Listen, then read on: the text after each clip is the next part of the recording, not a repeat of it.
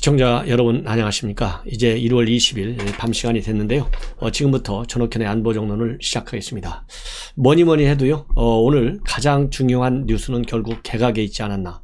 그래서 지난 연말에 소규모 1차 개각이 있었고, 그 다음에 연초에 2차 또 소규모 개각이 있을 것이다 라는 예고가 당시에 정세균 총리의 발언을 통해서 처음으로 알려졌지 않습니까? 그런데 이번에 사실상 정 총리가 얘기한 대로 개각이 두 차례에 걸쳐서 연말 연시에 이루어졌습니다.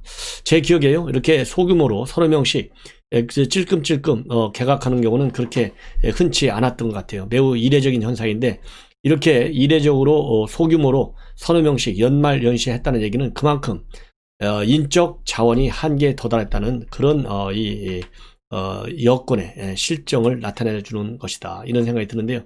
왜 그러냐 하면 캠코더 인사로만 일관하다 보니까 집권 초기서부터 사람이 메마를 수밖에 없고, 그만큼 문재인 대통령이 신뢰할 수 있는 사람이 주변에 작다. 그래서 이 회전문 인사의 틀을 벗어나지 못하고 있는 것이 하나의 문제점으로 제기될 수 있다는 점을 제가 지적하고 싶습니다. 두 번째로는요, 이 회전문 캠코더 다 좋은데요, 이번 개각의 특성 중에 하나는, 연말연시 개각 중에 하나는 이 대통령 친위 조직이라고 할 수 있는 부엉이 모임 출신들이 대대적으로 지금 현재 입각한 상태에 있습니다. 그래서 이 강료들 중에 부엉이 모임들이 많다 보니까 결국은 이 친문 색채가 이 내각에 굉장히 강하게 비춰지고 있고, 이 전위 조직이라고 볼 수 있을 정도의 이 부엉이 모임이 이제 결속력이 그만큼 더 강해지는 그런 국면에 진입하고 있는데요. 이것은 결국 한마디로 얘기하면 그만큼 현 정권이 레임덕 현상이 굉장히 심화되다 보니까 친위 조직은 결속력이 더 강할 수밖에 없고, 그러기 위해서는 머릿수가 굉장히 중요하기 때문에 이 부엉이 모임 출신들을 입각시킨 것이 아니냐 하는 그런 해석이 가능하다고 봅니다. 여러분들께서 이 부엉이 모임 하면 아직 그렇게 우리 귀에 익은 이름은 아닙니다. 여러분들, 부엉이가 뭘 의미하냐면, 이 부엉이 모임의 특징은 결국은 문재인 대통령을 끝까지 지켜나가겠다. 그래서 이 부엉이처럼 밤에도 옆에서 문재인 대통령을 지키겠다는 그런 의미라고 합니다. 그래서 낮이나 밤이나 무조건 그야말로 목숨 걸고 순장조로 일하자, 이렇게 생각하시면 쉽게 이해할 수 있는데요. 이 본래는 이렇게 문재인 대통령이 친위 조직으로 출범한 건 아니에요. 2008년도 노무현 전 대통령 퇴임 때 청정회라는 이름의 친목 모임으로 출발했는데, 이 문재인 대통령이 18대 2012년도 대선에서 실패했지 않습니까?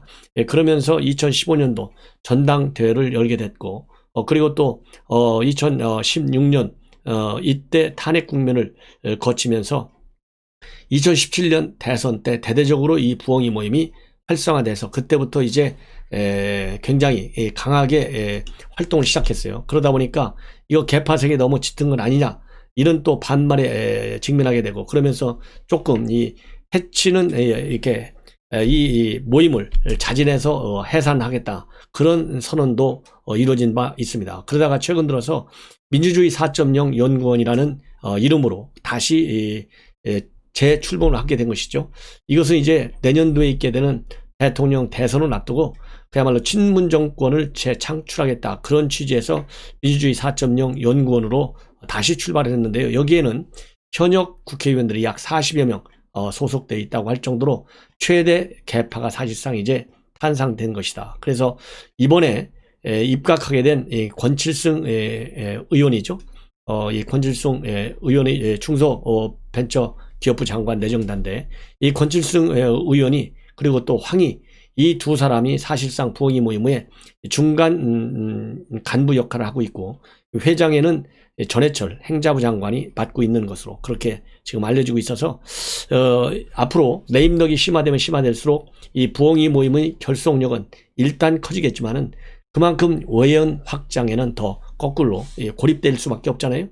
예를 들어서 문재인 대통령과 정당의 지지율이 높으면 거기로 사람이 몰려들죠. 근데 힘이 빠지는 대통령한테 누가 달려가겠어요? 힘이 빠지는 대통령한테 줄 잘못 섰다가 2024년도 총선 때 또 공천 못 받는 거, 이런 거 우려하지 않겠습니까? 그렇기 때문에 부엉이 모임이 앞으로 이제 여의도에서는 여의도대로, 그리고 내각에서는 내각대로 어떤 역할을 할 것이냐에 따라서 이 정권의 운명도 결정될 수 있다. 이렇게 말씀을 드립니다. 자, 다음에는요, 이번 내각에서 또 다른 특징 중에 하나는 이 강경화 장관이 물러난 거예요. 원래 K5여가지고 이 5년 내내 오경화 장관이라고 했잖아요. 할 것이다 했는데 갑자기 바뀌었어요. 얘기를 들어보니까 이 오경화 이 장관이라는 이 별칭을 가졌던 강경화 장관의 경우에는 언론에 단 한 줄도 나오지 않았어요. 그리고 심지어 청와대 출입기자는 물론이거니와 외교부 출입기자들조차도 전혀 발표할 때까지 몰랐을 정도로 그야말로 극비리에 이루어졌다고 합니다. 그렇다고 한다면 과연 이유가 어디가 있을까요? 도대체 그러면 문재인 대통령과 강경화 장관의 관계는 어떤 관계였길래 이렇게 5년까지 갈 정도로 끈끈한 관계였느냐? 얼마나 뭘 가지고 그렇게 신뢰를 받았느냐? 이런 것도 우리가 관심사항이지만, 그러면 무엇 때문에 이렇게 삐끗해가지고 자르게 됐느냐? 그래서 우리 언론에서 또 이 전문가들, 정치 평론가들의 얘기가, 이거 김여정이한테 찍혔구나. 김여정이한테 찍혀갖고 나간 사람이 김현철, 그 다음에 지난번에 정경도 국방장관, 이 두 사람이 잘려나갔잖아요. 그래서 이미 이 강경화 장관이 북한의 코로나 사태와 관련해서 북한 입장에서 볼 때 상당히 기분 나쁘게 얘기했다 이거죠. 북한이 코로나가 이 확진자가 없는 것처럼 주장하고 있는데 이것은 믿기 어렵다. 이렇게 강경화 장관이 얘기를 했어요. 이게 북한답다. 이걸 가지고 이 김여정이가 이건 주제넘은 망언이고 두고두고 기억하고 정확히 계산을 해야겠다. 이렇게 얘기했거든요. 그러다 보니까 이러한 김여정이의 말에 따라서 강경화 장관이 갑자기 바뀌었을 가능성이 상당히 크다. 저도 그렇게 생각합니다. 그렇지만은 이렇게 이제 이 언론에서 계속 이렇게 평가를 하다 보니까 체면이 안 쓰잖아요. 그래서 청와대가 이 백브링을 통해서 교체 배경을 설명했어요. 뭐라고 했느냐?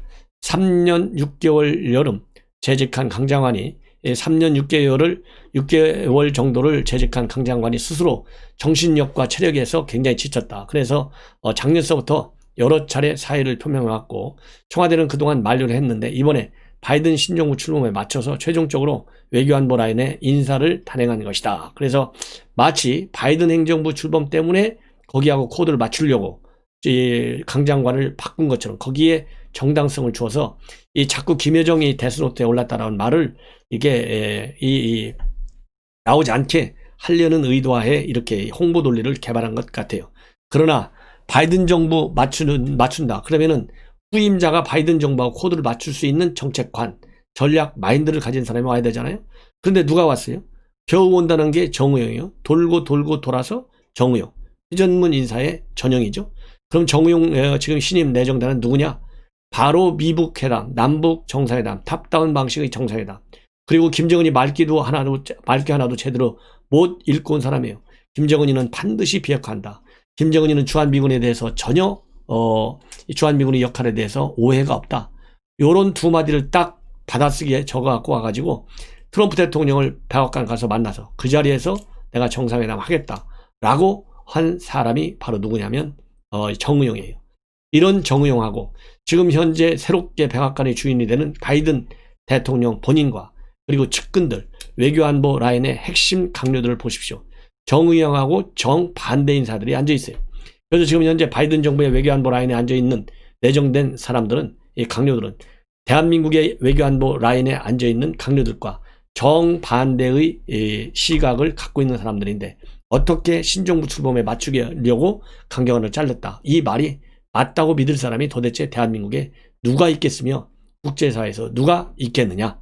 그냥 김여정이가 잘라라 해서 잘랐다. 요렇게 이실직고는 당연히 못하겠죠. 그냥 대충 넘어가는 것이 이럴 때는 뭐 좋은 표로 넣으면 전략적 보호성을 두고 넘어가는 거예요. 그냥 뭐라 하든지 말든지. 이래야지. 요렇게 바이든 신정부에 맞춘다. 제 말이 틀립니까? 시청자 여러분들? 제 말이? 한번 반론 제기 한번 해보십시오. 이 여권에 있는 분들. 그래서 이렇게 청와대가 백브링을 통해서 얘기한 거 오히려 의혹을 더 가중시킨다. 그리고 김여정이 말에 꼼짝 못하는 게 한두 개입니까? 김여정 하명법까지 나왔잖아요. 전단살포 금지법. 지금 국제사회가 들고 일어났지 않습니까? 예. 그리고 김정은이한테 꼼짝 못한다는 건 3년 내내 대북 관계가 입증을 해주잖아요. 예. 그래서 우리 해수부 공무원 피살된 거 김정은이가 이 통전부 라인을 통해서 메시지 하나 오니까 그 이후로 시신이 불태웠다라는 말 싹 들어갔지 않습니까? 그 정도로 꼼짝 못하는 정권이 문재인 정권이기 때문에 큰 틀에서 보든 작은 틀에서 보든 이번에 강경화 장관의 해임은 바로 김여정이의 계산값을 문정권 스스로가 대신 딱 지불해 주는 것이다. 이렇게 생각을 합니다.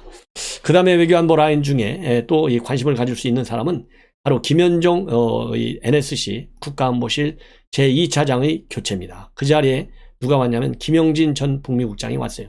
이 김영진 북미국장이 이렇게 지금 이 시국에 청와대 NSC의 차장으로 들어간 것은 이 인사야말로 바이든 정부를 의식한 발탁이다. 그 말에 그 부분에 대해서는 저는 동의합니다. 왜냐하면 그야말로 김영진 이 차장의 경우에는 외교부에서 대표적인 북미 라인의 한 사람이에요. 그래서 오마베 행정부 때 외교장관 보좌관을 했고 북미국장을 거쳐서 청와대 외교비서관, 외교부 기획조정실장과 차관보로 승승장구했습니다. 그 당시 보수정부 때요. 이명박 박근혜 정부 때.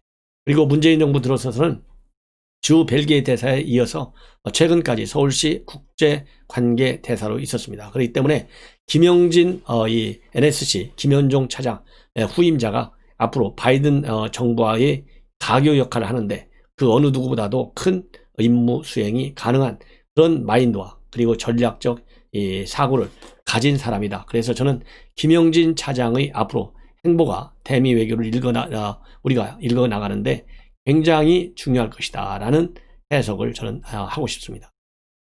자, 이제 지금 전국이 말이죠. 이번에 문재인 대통령의 기자회견 등과 관련해서 이 많은 비판들이 나오고 있어요. 특히 사면 문제가 그야말로 이낙연을 완전히 죽이는 그런 대통령의 발언이 나오고 그러다 보니까 야권에서도 자꾸 조건을 달다 보니까 거침없는 비판들이 나오고 있습니다. 그래서 주호영 원내대표가 뭐라고 얘기했냐면 문재인 대통령도 곧 이제는 전직 대통령이 되고 사면의 대상이 될 수도 있다. 이렇게 비판했어요. 이걸 가지고 김경엽 의원이 뭐라고 비판했느냐.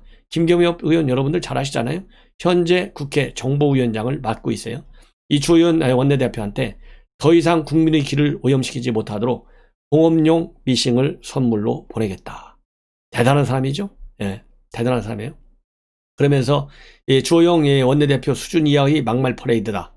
인터넷 쇼핑몰의 공업용 미신 사진까지 이 페북에 딱 올려놨습니다. 그러면서 미싱으로 입을 박아야 한다. 미싱으로 입을 꿰매야 한다 등의 속된 의미를 담은 표현을 야당 원내대표를 향해서 하고 있어요. 자, 이거 말이죠. 20년 전으로 돌아간 것 같아요. 여러분들이 공업용 미싱 발언하면은 1998년도 6.4 지방선거 때 이 한나라당 김홍신 의원이 김대중 대통령한테 거짓말 너무 많이 해서 공업용 미싱으로 박아야 한다. 이렇게 해가지고 모욕죄로 고발돼서 벌금 100만 원을 선고받은 적이 있어요. 그래서 20년이 지난 후에 지금 다시 민주당에서 또 공업용 미신 발언이 나온 거. 이거는 우연이 아니고 그들의 머릿속에 잠겨져 있는 것은 이 정도 수준밖에 되지 않는다라고 하는 것이 바로 민주당의 한계인 것 같습니다. 그리고 이렇게 연말연시 두 번 이제 개각이 이루어지다 보니까요. 남은 인사는 사실상 이제 정세균 총리인데 정세균 총리 뭐 대선 나오는 건 확실하지 않습니까? 언제 그러면 총리 자리를 그만두냐. 제가 보기에는요. 이번 이 코로나 사태가 이렇게 악화만 안 됐으면 요번에 같이 물러나서 바로 대선 레이스에 뛰어들었을 가능성이 상당히 큰데 이 코로나 사태 때문에 그야말로 전쟁 중에는 장소를 교체하지 않는다. 이런 얘기 때문에 안 바꾼 것 같아요. 그래서 이제 정치권에서 나오는 뉴스를 보면 4월 보선 이후에 교체가 될 것이라는 그런 설에 무게감이 실리고 있습니다. 그러면서 당연히 이제 그러면 후임이 누가 될 것이냐. 그래서 지금 현재 여러 가지 설들이 나오고 있는데 그동안에 호남에서 총리를 쭉 해왔기 때문에 이제는 영남 차례다. 그래서 김부겸 의원이 거론되고 있고요. 그 다음에 또 놀랄만한 인물 둘이 있습니다. 이번에 개각을 통해서 여성 장관 30%라고 하는 쿼터가 무너졌기 때문에 상징적으로 총리는 여성을 내세운다. 이 경우에는 추미애 장관이 후보군으로 거론되고 있다고 합니다. 물론 이후에 전에서부터 거론이 됐었죠. 그래서 여기서 제가 보기에는 그러면 이 기질이 누가 더 강하냐? 추미애 장관이 기질이 더 강해요. 그리고 문바들 40만이 넘는 청와대 청원이 왔어요. 신임해달라. 그래서 제가 보기에는요, 추미애가 제1서열, 후보 서열 1번에 올라갈 가능성이 크다고 봅니다. 왜냐하면, 자, 호남에서 했기 때문에 이제 영남으로 돌아간다고 하잖아요. 추미애가 영남 출신이에요. 여러분들 아시잖아요. 그 다음에는 여성 장관이 모자란다고 하잖아요. 추미애는 여성이잖아요. 남성이 아니잖아요. 그 다음에 친문 세력들의 이 압박, 이거 문재인 대통령 꼼짝 못해요. 이번에 기자회견 한 내용을 보면 친문들이 밀고 나가는 그대로 기조를 이어갔지 않습니까? 그렇기 때문에 친문들의 절대적 지지는 유은혜하고 비교가 안 된다. 그리고 이 김부겸 의원하고도 친문들 지지는요, 게임이 안 돼요.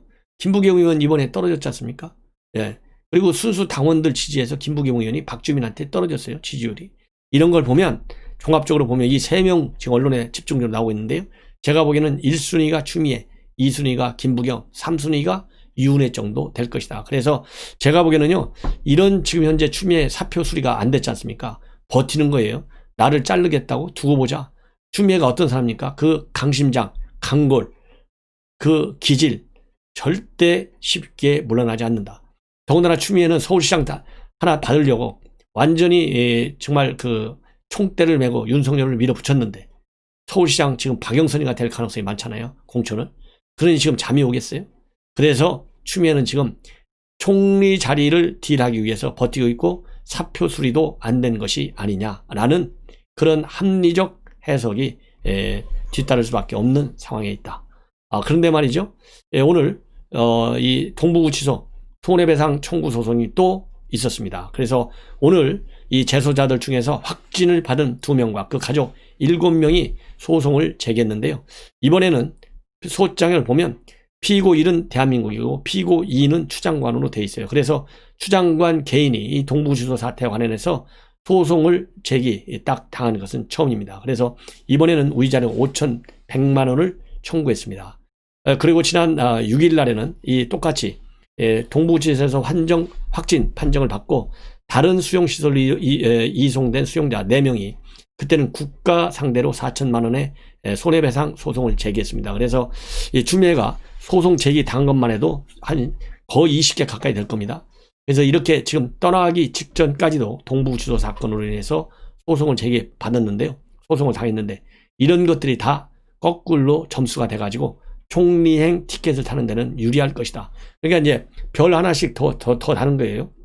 속으로는 아마도 좋아할 것입니다. 자, 그런데요. 지금 검찰이 추미애 장관을 때 그야말로 휘파람 불면서 수사지휘권 행사하고 감찰권 행사할 때의 검찰하고는 지금 달라지고 있다. 왜? 지금 이번에 기자회견을 통해서도 윤석열 총장 임기 보장하겠다는 얘기가 결국은 대통령 입에서 나왔지 않습니까? 그렇기 때문에 윤석열 총장이 마음껏 보복의 칼자루를 휘두르고 있어요. 헌법주의자 그리고 법치주의자답게 국민의 검찰임을 보여줄 수 있는 칼자루를 지금 윤석열 총장이 가지고 있습니다. 그러다 보니까 제1차적으로 물론 월선 원전 수사도 있지만은요, 이용구가 지금 현재 그 칼날에 딱 걸려 있어요. 지금 그동안에 택시 블랙박스 경찰에 가지고 왔는데 그 당시 서초소에서는 이거 못 연다고 그랬잖아요. 나중에 알고 보니까 못 여는 게 아니라 컴퓨터에 뷰어라고 하는 이 앱만 깔려 있으면 열리는 건데 경찰에서 일부러 안 여는 것인지 아니면 정말로 몰라서 안 여는 것인지 제가 보기에는 몰라서 안 열을 가능성은 희박하다고 합니다. 그래도 명색이 서초경찰서에서 그 앱 하나 그 앱 깔면 이거 블랙박스 이 메모리 카드 볼 수 없다는 거 모르는 그 정도로 무능한 경찰이라고 볼 수 있겠습니까? 그래서 그거는 수사를 제대로 안 하려고 하는 의도가 담겨졌을 가능성이 많아요. 그런데 이번에 워낙 여론의 압박과 비판이 세지니까 결국은 딱 지금 수사를 하고 있는데요. 이거를 본래 서초경찰서에 넘기려다가 대검에서 중앙지검에서 이렇게 해가지고 중앙지검이 하는 거예요. 그 중앙지검 지금 이성윤이가 이제는 윤석열이가 식물총장이 아니라 이성윤이가 식물중앙지검장이 되고 있어요. 그래서 대검에서 딱 중앙지검에서 하라고 한 바람에 대검 중앙지검 형사 5부에서 하고 있는데요. 기어이 이 폭행 영상을 검찰이 복구했습니다. 그러니까 택시에 있던 블랙박스는 복구가 안 됐어요. 왜냐하면 여러분들 차에 다 블랙박스 있잖아요. 계속 운행을 하면 이게 자꾸 돌고 해갖고 삭제되고 새로 기록되고 삭제되고 기록돼요. 이게 없어졌어요. 그런데 그 당시에 딱 이 경찰서에서 나와가지고 그러니까 작년 11월 6일 날 경찰서 조사를 받고 딱 나와서 그 다음날 이 블랙박스 업자한테 가져가서 복구를 했어요. 딱 그러니까 거기 폭행 장면이 다 나오잖아요. 그래서 이 기사가 그거를 자기 핸드폰으로 싹 찍어놨어요. 그래서 이 핸드폰을 이번에 검찰에서 블랙 포렌식을 해가지고 폭행 동영상 30초짜리를 다 찾았어요. 그랬더니 이 목 뒤 멱살을 잡는 것이 딱 거기에 포착된 거예요. 그런데 최근에도 언론 보도를 보면 이용구 차관 바로 다음에 탄 손님이 보니까 이 목 뒤가 아주 시커멓게 먹들어 있었다. 이걸 봤다. 그래서 사진 찍어줬다고 그때 손님이 그런 이 기사까지 나왔잖아요. 이 기사가 맞는 거예요. 그리고 또 이 운전 뭐라고 나가요? 이 자동 기어 이것이 주차를 하려면 P에 들어가 있어야 되잖아요. D자 드라이브 운행하는 D자에 놓여 있었고 그리고 운전기사는 브레이크만 밟은 상태예요. 그리고 특가법에 따르면 손님을 내려주고 태우기 위해서 잠시 서 있는 거 이거는 운행 중이라고 봐요. 2015년도에 개정된 그게 특가법이에요. 그래서 이 특가법에 따르면 운전기사가 처벌을 원하지 않는다 하더라도 무조건 입건하게 돼 있어요. 형사 조치를 하게 돼 있어요. 내사 종결을 못하게 돼 있어요. 그래서 이게 다 걸리는 거예요. 그래서 휴대전화 이 동영상 다 살려놨죠. 그 다음에 이 택시들은 서울시 택시들은 전부 GPS 시스템이 매 10초마다 달리는 속도, 운행 기록들이 서울시 전상장치에 자동적으로 다 거기에 기록된다고 합니다. 그 GPS 기록도 다 확보했어요. 그리고 기사하고 직접 동영상을 또 확인했어요. 이런 걸로 볼 때 빼도 박도 못하는 증거를 확실하게 검찰이 가지고 있는 거예요. 그래서 지금 검찰에서는 곧 소환하겠다. 소환이 임박한 상태고요. 이거 사건은 그냥 일반 특가법상 굉장히 엄한 사건이에요. 이 특가법에 따르면 5조 10호에 따르면 5년 이하의 징역이나 2천만 원 이하의 벌금에 처하도록 딱 되어 있어요. 그렇기 때문에 제가 보기에는 구속수사로 갈 수밖에 없는 그야말로 이용구는 이런 사람을 갖다가 윤석열을 몰아내려고 원포인트 차관 인사를 누가 했습니까? 이것도 문재인 대통령이 했어요. 그래서 망신을 당하는 지금 상황 이렇게 돼 있고 윤석열도 못 내쫓고 본인은 합의금까지 줘가면서 돈으로 다 해결했는데 결국은 다시 이제 수사 소환이 임박한 그런 기구한 팔자에 지금 놓여 있다. 이런 말씀을 드립니다. 그리고 여러분들 다음 창업자죠. 이재용 전 소카 대표. 이 국민의힘에서 이재용 대표를 갖다가 서울시장 후보로 그야말로 영입을 하려고 하다가 본인은 공직을 맡지 않겠다라고 해서 이 부인 이 거부를 하고 있는 그런 인물이 바로 이재용 전 소카 대표인데요. 이번 개각과 관련해서 한 말을 했는데 이건 뭐 이 나이를 기준으로 해서 얘기를 했습니다. 그러면서 이 페북에 뭐라 했냐면 70세 국무총리 정세균이죠.